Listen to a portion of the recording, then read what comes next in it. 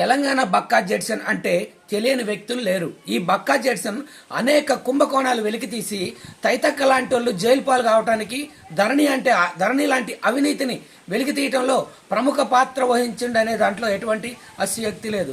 ఈయన ఒక దివ్యాంగుడు. ఇతను కాంగ్రెస్ పార్టీలో అనేక పదవులు అధిరోహించి అనేక సేవలు అందించిన నిరంతర పోరాట యోధుడు.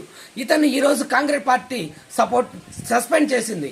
ఇది కొత్త వాళ్ళని దొంగల్ని చేర్చుకుంటున్నారు. కానీ ఇటువంటి నిజాయితీగా కష్టపడ్డ వాళ్ళని పార్టీ నుంచి సస్పెండ్ చేయటం దళిత సంఘాల నాయకులు, బహుజనులు వారి యొక్క ఆవేదన వ్యక్తం చేస్తున్నారు.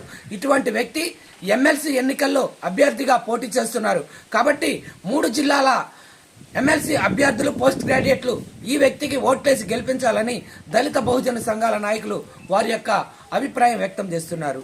ఎన్జిఓ శ్రీనివాస్, మారత్ నమ స్వచ్ఛంద సేవా సొసైటీ, తల్లాడ మండలం.